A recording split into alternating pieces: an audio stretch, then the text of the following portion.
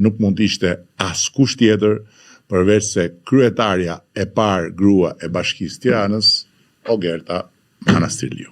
Sot është një hapësirë krejt tjetër, një bisedë krejt tjetër, edhe për mua, nga gjitha bisedat që kemi bërë bashkë në sa u bë? 25 vite.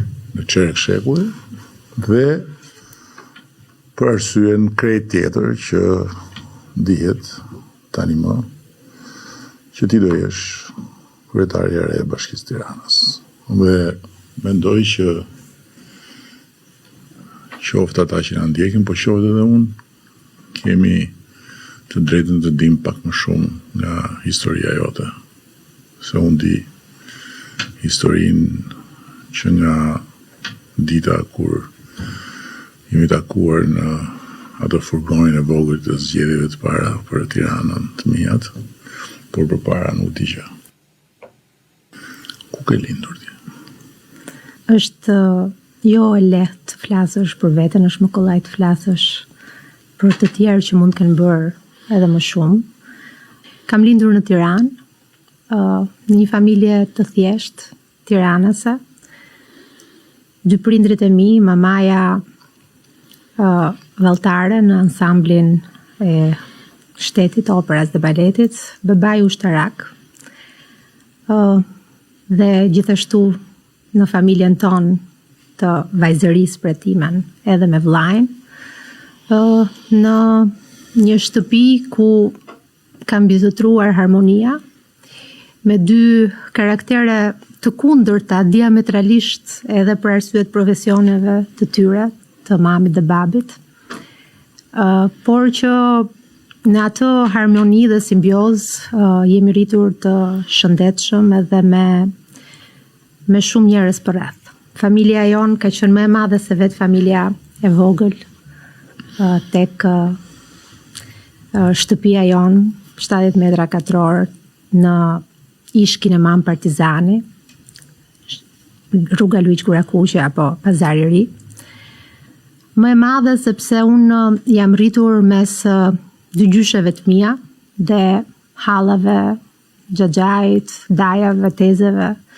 Një familje e madhe që në fakt më ka mësuar se si të jetosh dhe të duash njerëzit, edhe të kesh mundësinë që të marrësh shumë dashuri.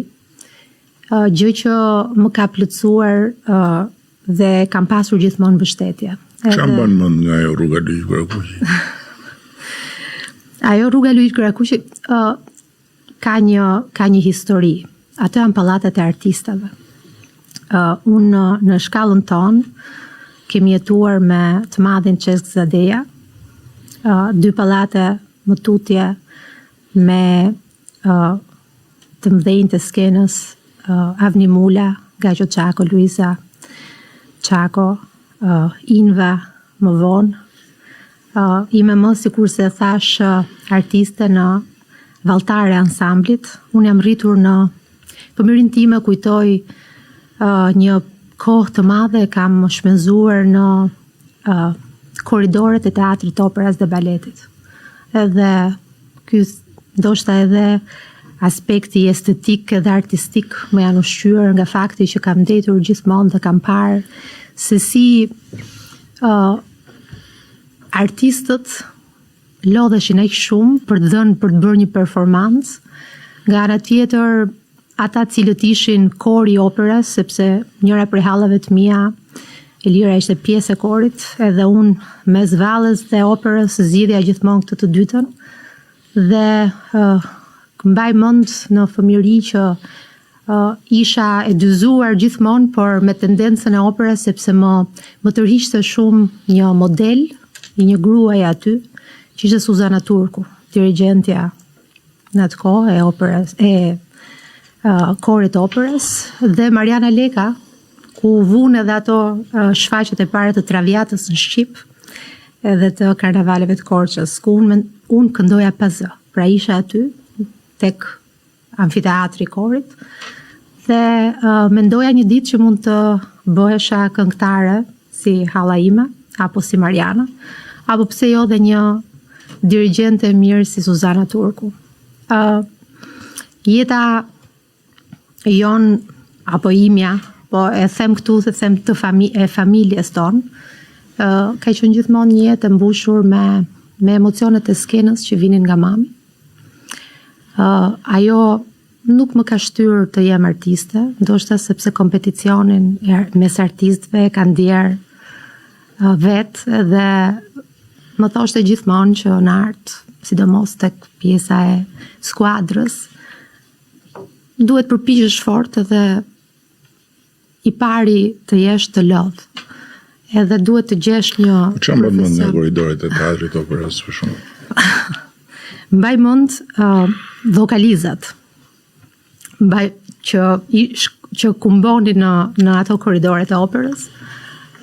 Mbaj mend balerinët dhe balerinat që vraponin nëpër korridore për të ndruar, për të veshur. Mbaj mend kostumografin, një hapësirë gjigande me kostume ku zhytesh aty dhe më dukej sikur i kisha provuar gjitha dhe sikur isha vetë personazhi i operës. Më pëlqenin shumë kostumet tradicionale, makiazhi dhe gjithë aspektet që lidheshin me estetikën. Rri aty dhe i shikoja për orë se si bëheshin gati.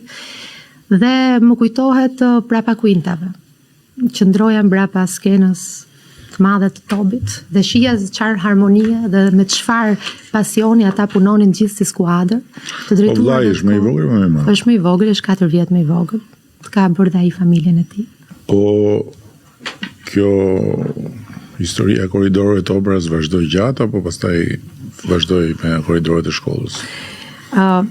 Deri në 8 vjeçare, pra vijoj gjatë, e kisha gjithmonë një dëshirë dhe një pasion të fshet, që nuk arrita dot ta zhvilloj, edhe pse në atë kohë ne ishim në kurset e pallatit pionerëve, dhe unë isha goxha e përfshirë në këngë, në kurset e tjera që bëheshin aty. Mëtej, unë kam bërë shkollën 8 vjeçare tek 20 vjetori, apo Doradistria sot, dhe jeta ime pak a shumë përshkon një trekëndsh të qendrës qytetit, mes shtëpisë mamit, mes shtëpisë gjyshes së mamit të Shavaret, aty ku kam bërë edhe shkollën 8 vjeçare, dhe shtëpisë gjyshes tjetër, aty ku dhe kam lindur, tek banka e shtetit, aty ai pallati i parë që sheh pra drejt sheshit, edhe e them që në fakt ka qenë një fëmijëri e bukur, edhe me sfidat e veta. Po shkollat për gjimnazi shumë. Si ke qenë mësimja? Nxënëse e mirë, shumë e mirë, por edhe një aktiviste e mirë. Pra nuk lija asnjë nga këto koncertet, aktivitetet sociale, kulturore që bënim shumë. Gjimnazi ka qenë i mbushur dhe pse në një kohë të vështirë. Unë kam kam ndjekur gjimnazin Sami Frashëri. Në një kohë, fakt para se të kaloj te gjimnazi, pata një ndërprerje, sepse ne brezi ynë, që sot jemi rreth 45-ave, jetuam një periudhë vërtet vështirë, periudhën e viteve të tranzicionit, ku familjet tona morën vendime për ne, edhe në një moshë të vogël, prindit e mi vendosën që unë duhet të shkoja jashtë dhe të studioja jashtë për të kryer pra gjimnazin dhe më tej edhe më gjatë. Në moshën 14 vjeçare unë vajta në Itali, në Bari, ku duke qenë se halla ime ishte aty, pra jetonte aty, bëra studimet një vit në liceun klasik aty, por kisha gjithmonë një ndjesi, ndoshta ishte ende vogël, po lidhjen me familjen dhe lidhjen me vendin. Dëgjoja nga i telefoni paralel i dhomës time, kur halla ime fliste me mamin, me babin, situatën që ishte në Shqipëri, kaosin, pasigurinë, dukej sikur kisha lënë një pjesë timen dhe sikur duhet isha aty sepse aty kishte diçka që nuk shkonte. Dhe ashtu adoleshente siç isha mendoja që duhet të kthehesha, që nuk mund ta lija familjen time, të ti humte një pjesë, po themi, e imja dhe e mbështetjes që unë mund t'i siguroj atyre. Edhe pse thash isha shumë e vogël, ndoshta vendimi për t'u kthyer ishte një vendim që mua i matë më ka lënë ta marr vet. Mbaj mend që i thash që unë ishte 10 orë, ishte 3 muaj që kisha shkuar, i thash babi unë do kthehem, më tha bëj si duash bab, ti e di vet, por unë them ta mbyllësh këtë vit. Dhe pastaj vendosa. A mbylla atë vit, u diplomova për vitin, po u riktheva me ndjesinë që këtu kishte diçka që s'shkonte, po kishte shumë arsye që unë duhet të isha këtu me familjen time dhe të isha pjesë e gjës. U ktheva tek Sami Frashëri, pra u ktheva mbi 2 sepse viti nuk u quajt, kështu që dhe periudha ishte shumë e vështirë.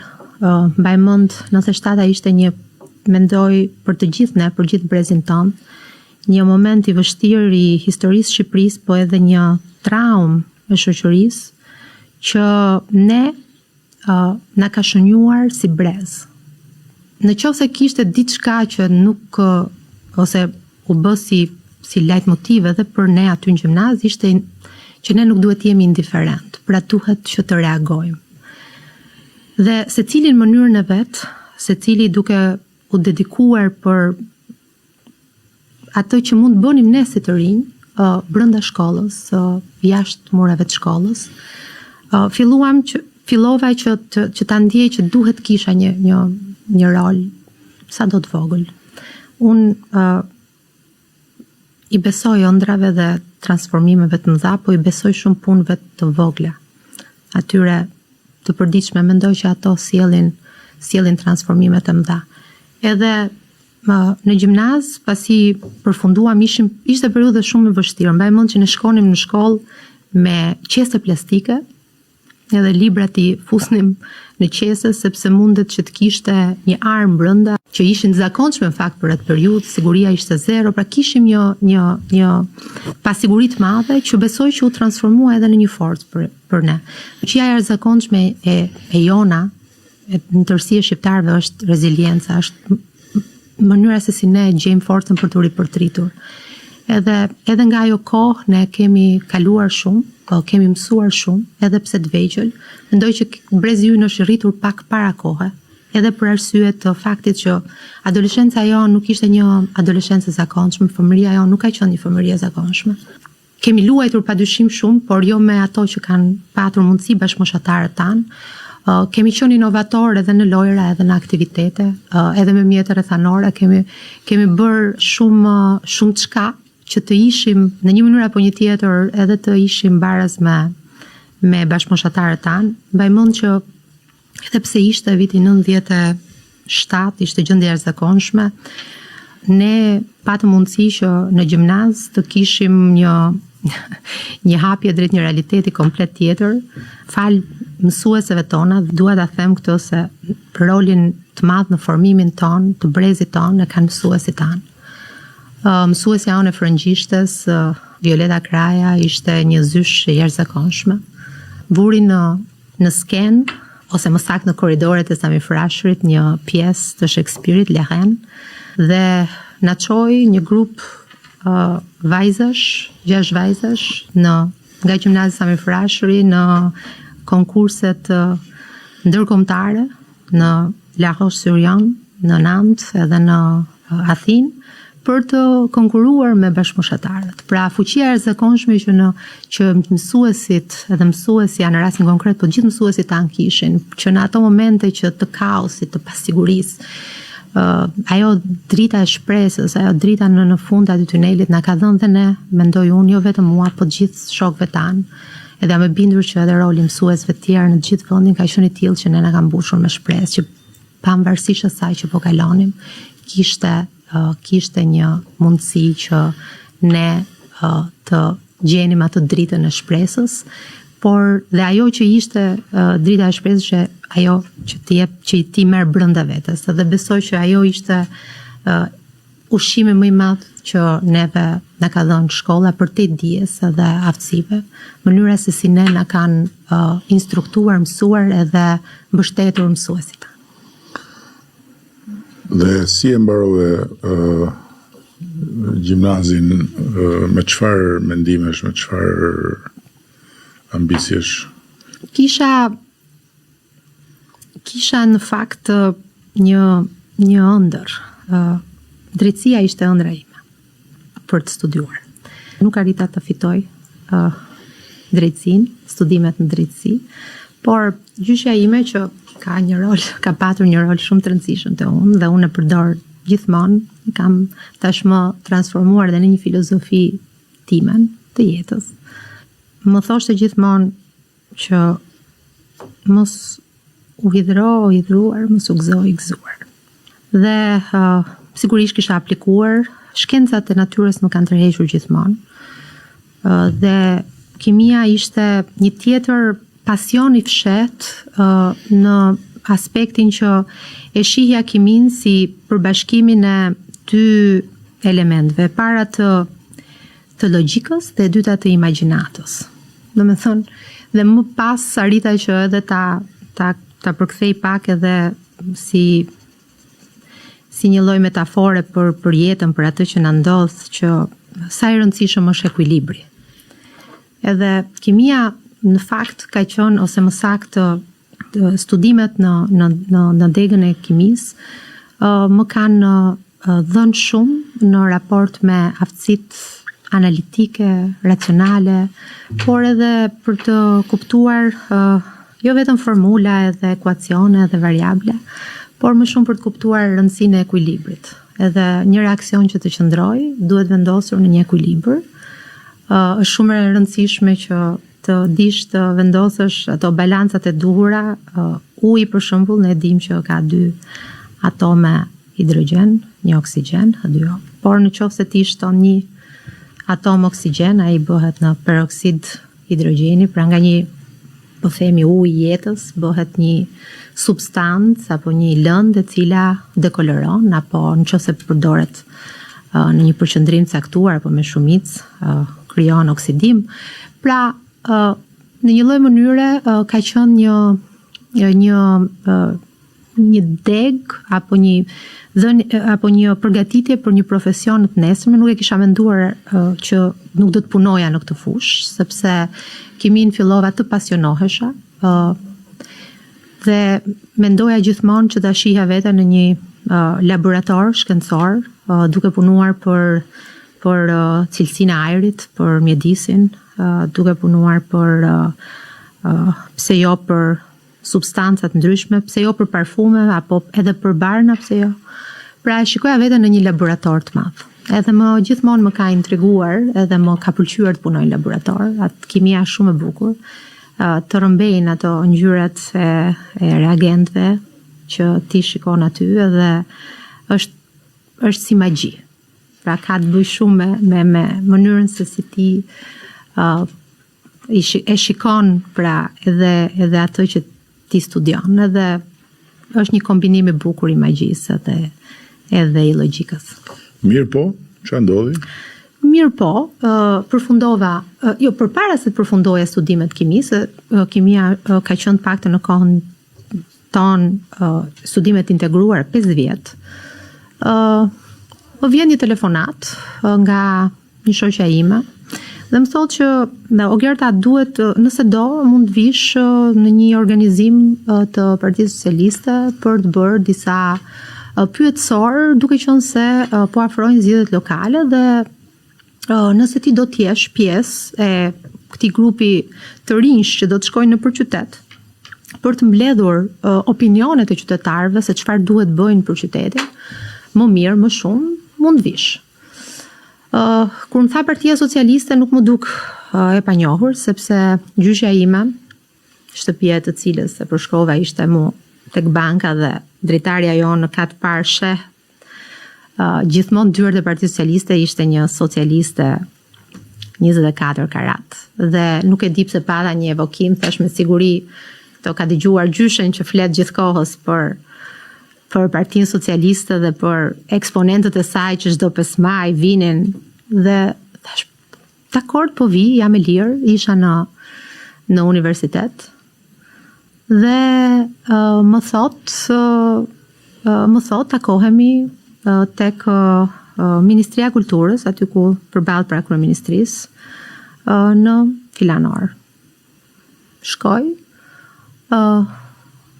ishte një furgon i vogël, ishte i brenduar me një akuarel të qendrës së Tiranës, asaj historikes, të sheshi Skënderbej pra, dhe shkruante me Edi Ramën për Tiranën.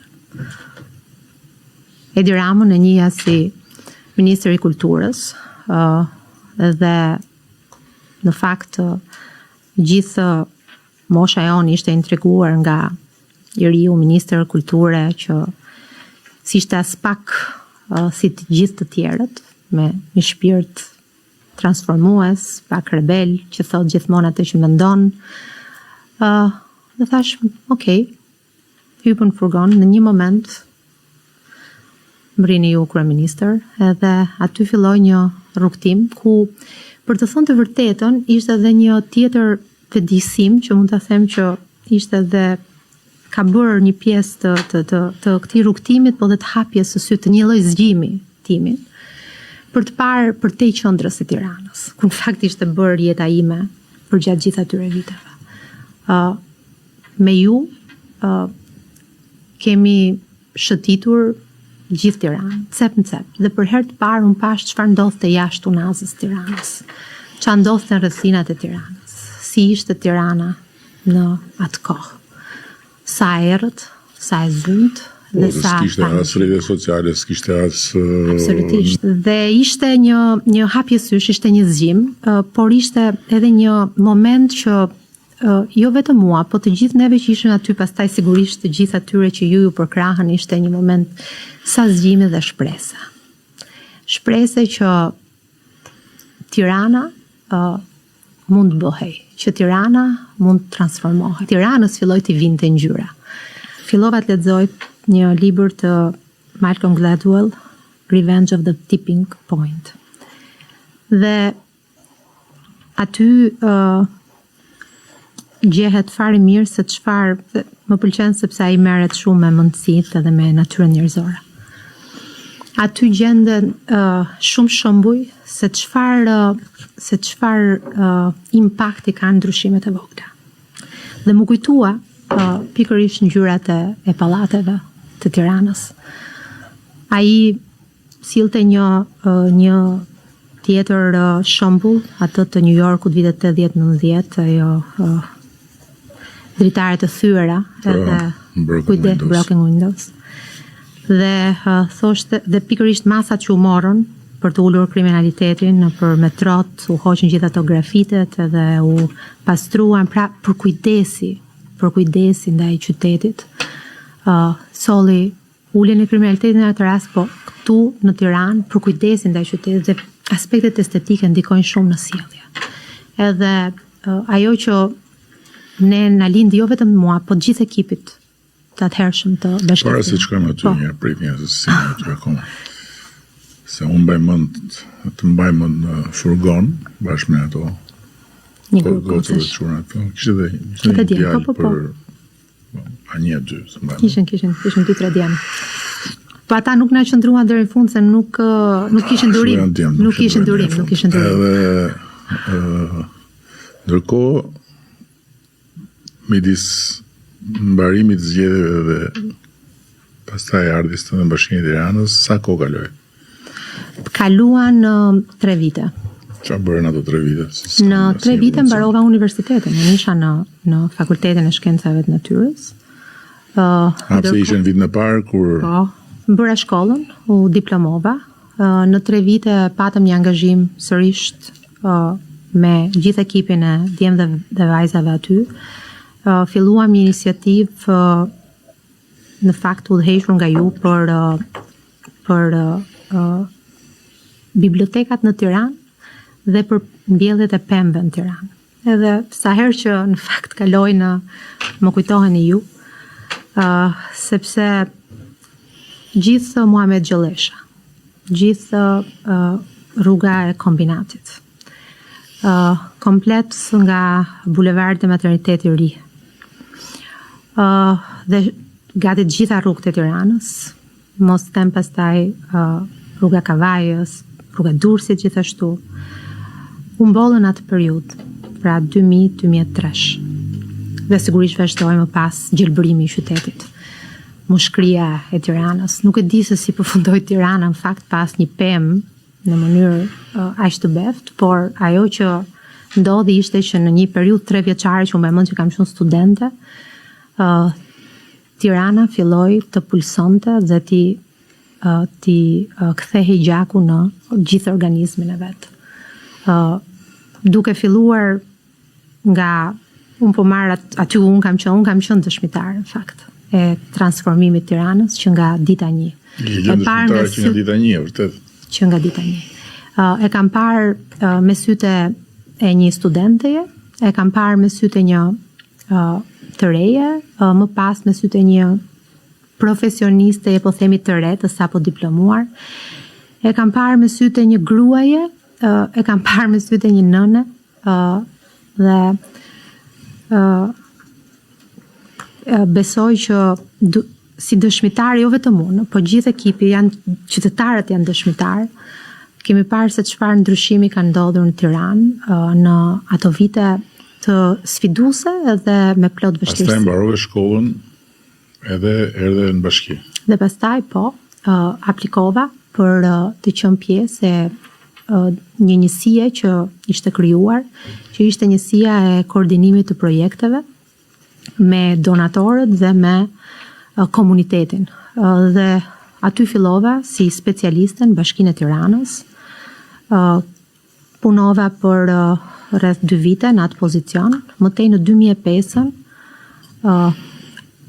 aplikova për drejtuese të shërbimeve sociale dhe strehimit në bashki, ku punova deri në vitin 2011. Së bashku me ju.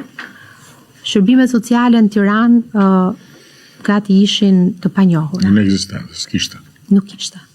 Hapëm qendrat e para sociale për njerëz në nevojë, që nga qendra kombinat të qëndrojmë së bashku, që është edhe sot, sigurisht është bërë më e madhe, me më shumë kapacitete, Tirana është rritur, tek qendra për fëmijët e rrugës, tek Zëri i Popullit, prapa.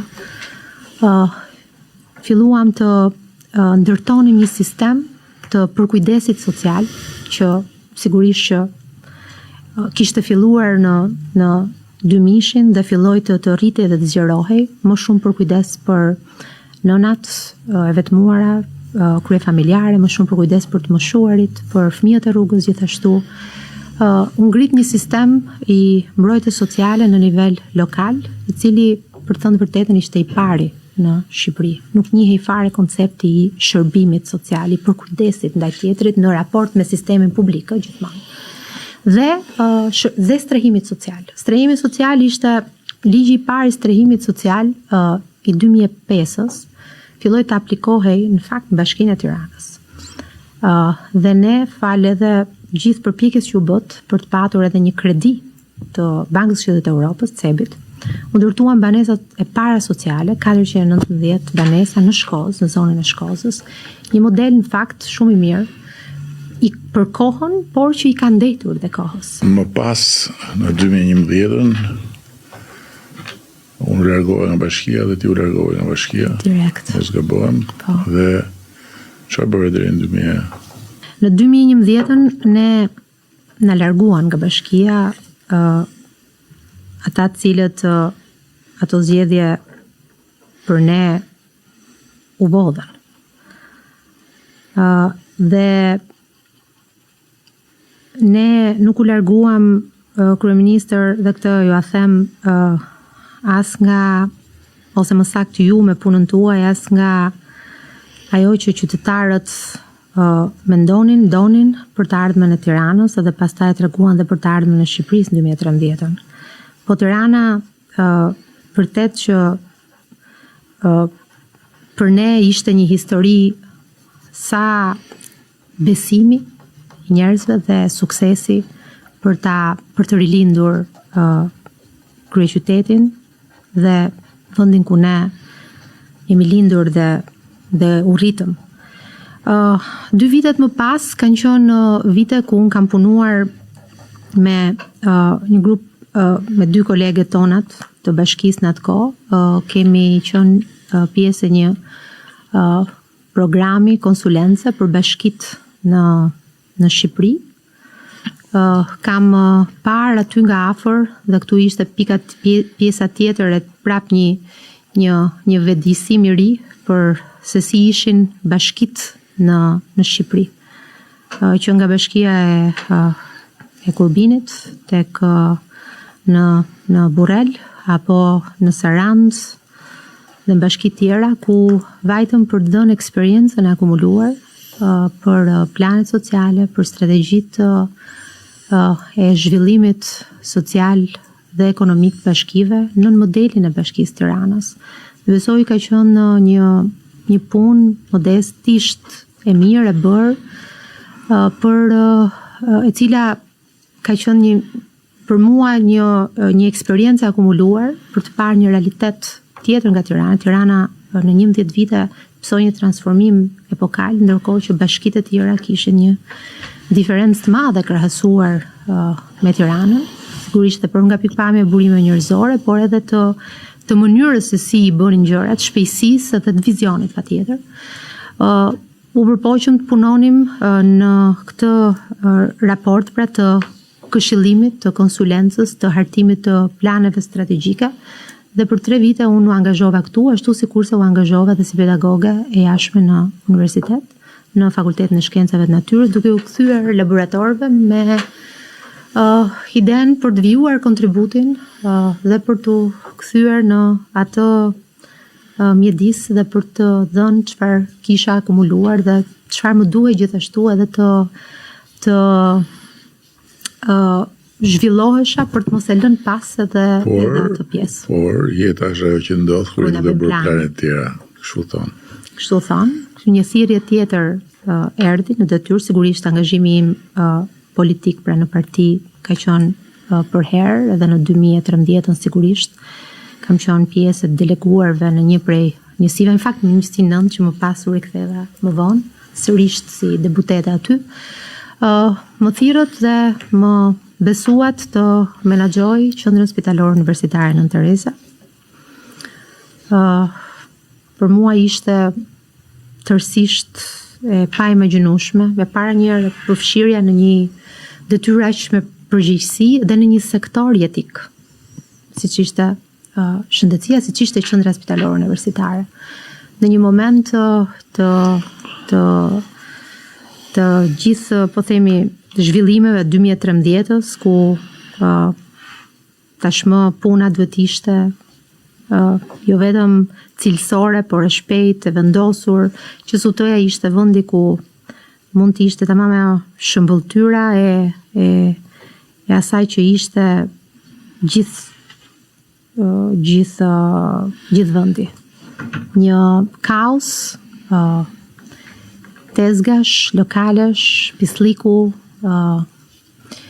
rrëmuje, papërgjegjshmërie, mos identifikimi, depersonalizimi, dhe aty jam përballur me atë që ishte realiteti, se nuk më kishte qelluar ndonjëherë të shkoja në spital edhe për arsye të. Këtu fillon pjesa që unë e di në çdo hap dhe kështu që nuk është aq shumë e rëndësishme. Edhe besoj që pavarësisht se nuk e di në çdo hap, ata që janë të interesuar që të na ndjekin dhe pastaj vijon siç e din. E din fare mirë që ti e transformove qendrën.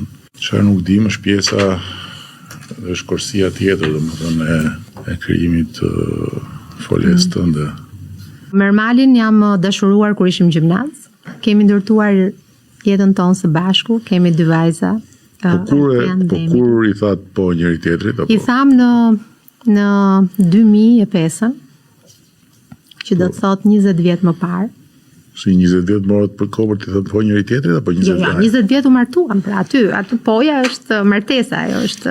Mbasi mbarova shkollën. Mbasi mbarova universitetin. 20 Po gjatë kohës që ishit kështu të intimuar, si familja e dinte? Po Po, e dinte. Jo, familja ime ka qenë e hapur, mirë kuptuese. E merri ti për shembull? Jo deri aty, jo. Po, pastaj po, patjetër që mbasi kaluan disa vite, po jo më kur u martuan, patjetër. Te martesa nuk diskutohet, po dhe më përpara, po e ka marrë. Shkoj dhe shtëpia aty? Shkoja, po, se ishim okay edhe nuk kishim ndonjë pengesë. Pastaj kur u bëre mam? Kur u bëra mam në po të njëjtin vit që ne vendosëm të martoheshim, nuk e bëm me plan, po ndodhi. Erdhi Altea, kurse Emily erdhi në 2009 dhe më pas ajo që mund të them për familjen tonë të vogël është që të vogël, në rregull.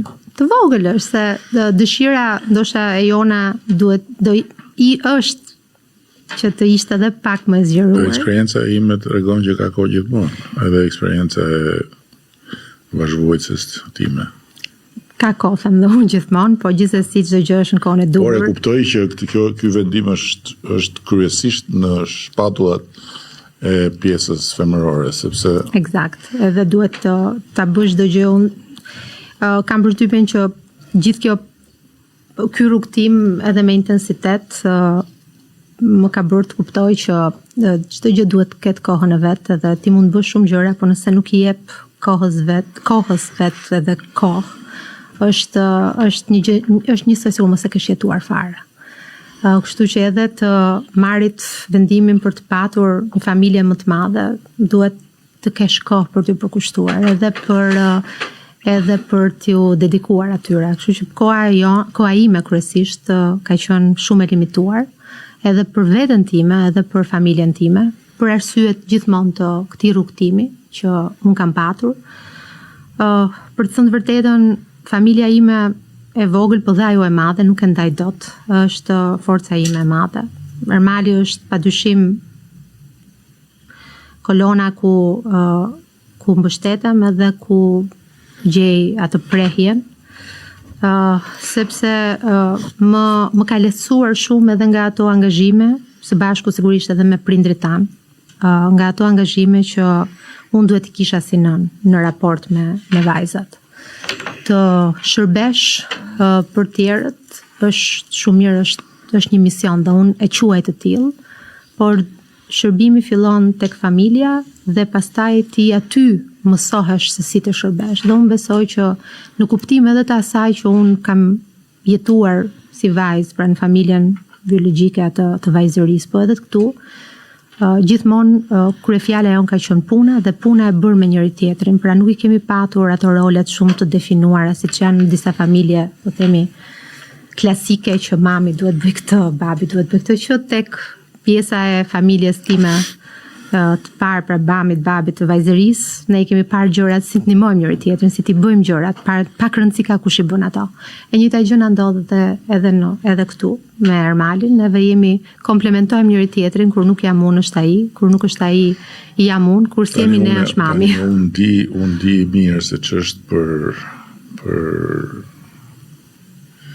gruan që ta ketë burrin kryetar bashkie, kryeministër, e di shumë mirë që ç'a do të thotë. Edhe është një peshë edhe një sakrificë askush nuk e kupton, si kërkohet ta kuptoj.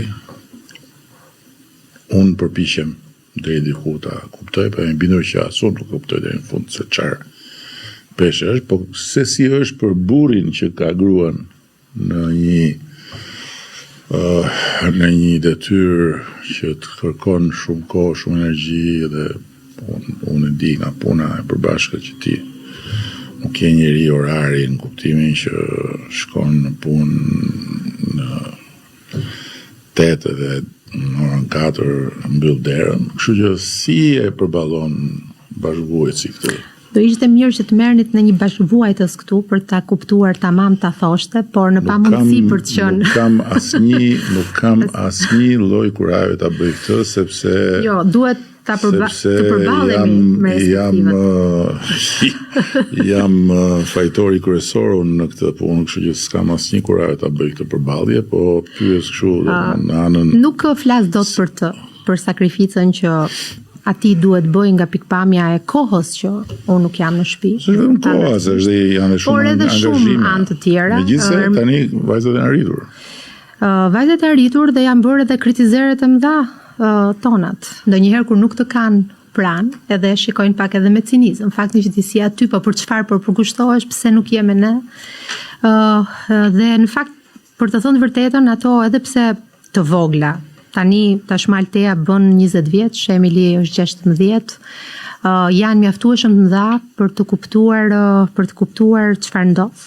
Për të kuptuar shumë çka, edhe për të më dhënë pse jo edhe sugjerime, edhe për të bërë kritikat e nevojshme. Sa vjeç është tani? Altea është 20. Studion për arkitekturë në Universitetin Politeknik. Emili është në vit gjimnaz.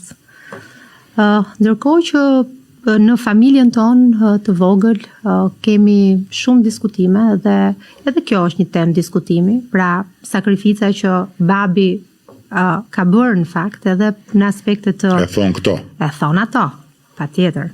Sigurisht që në familje kemi edhe diskutime tjera, kemi edhe debate, po kemi edhe dilema tona, ndonjëherë që janë edhe shumë të forta, nuk e diskutoj.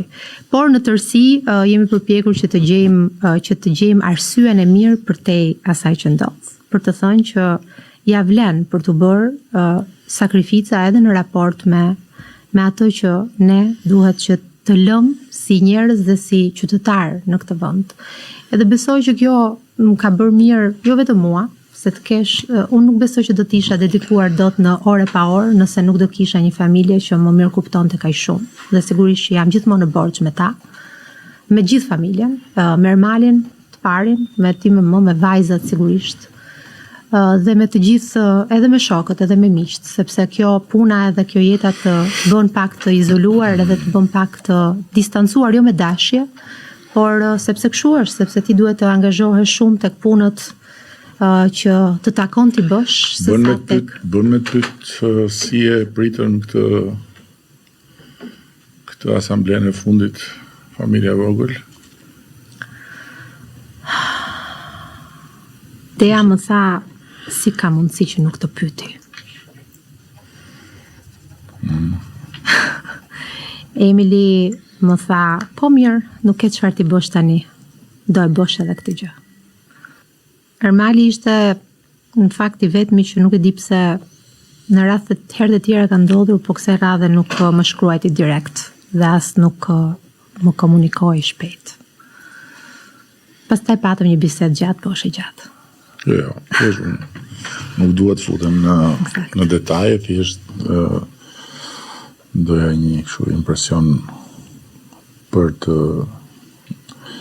më shumë privilegjuar ata që po na ndjekin akoma, dhe nuk besoj se janë mërzitur, sepse thuhet shpesh që